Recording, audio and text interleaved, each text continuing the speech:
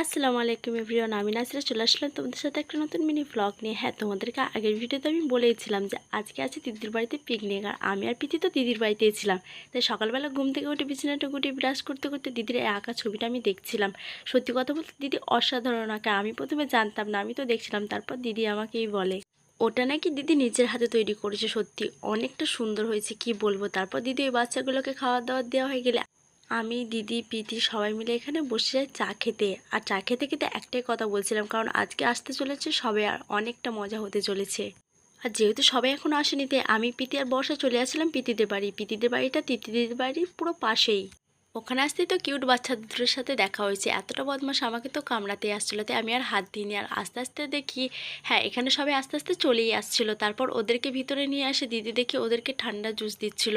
তারপর আমাকে আর প্রীতিকেও দিয়ে দেয়, আর আমরাও এখানে দুজন মিলে খেতে লেগে যাই। আর খাওয়া দাওয়া হয়ে গেলে এখানে আমরা আদা রসুনগুলো সব ছিলতে বসে যাই।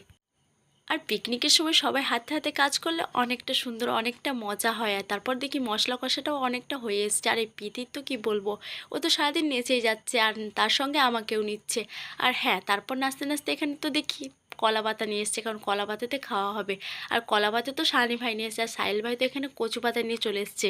হ্যাঁ, ও অতটা জানে না, ও হয়তো ভেবেছিল যে পদ্ম পাতাতে খাওয়া হয়, সেহেতু কচু পাতাতেও খাওয়া হবে। তারপর আমরা সবাই মিলে ওকে বলাতে ও কচু পাতাগুলো ফেলে দিয়ে আসে। তারপর এখানে কলা পাতাগুলো আমরা ধুয়ে নিচ্ছিলাম খেতে বসার জন্য। তারপর ধোয়া হয়ে গেলে আমরা এখানে খেতেও বসে যাই। আর সত্যি কথা বলতে মাংসের টেস্টটা অনেকটা সুন্দর এসেছিলো, আর সবাই মিলে একসাথে খেয়েছি তো, তাই আরও বেশি বেশি সুন্দর হয়ে গেছিলো। আর খেতে খেতে অনেক মজা করেছি। তারপর আমাদের রয়ে গেছিলো আইসক্রিম আর মিষ্টিটা। তারপর আমরা কোল্ড ড্রিঙ্কসটাও খেয়ে নিই। আর খাওয়া হয়ে গেলে সত্যি কথা বলতে আমরা অনেক মজা করি সবাই মিলে। তোমরা এটা দেখো।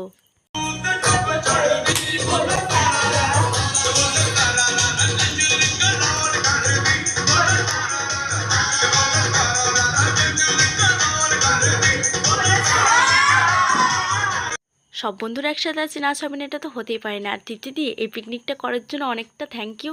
আর একসাথে থেকেছি, অনেক অনেক অনেক মজা করছি। আর তোমরা এরকম মিনি ব্লগ দেখতে থাকলে অবশ্যই চ্যানেলটা সাবস্ক্রাইব করে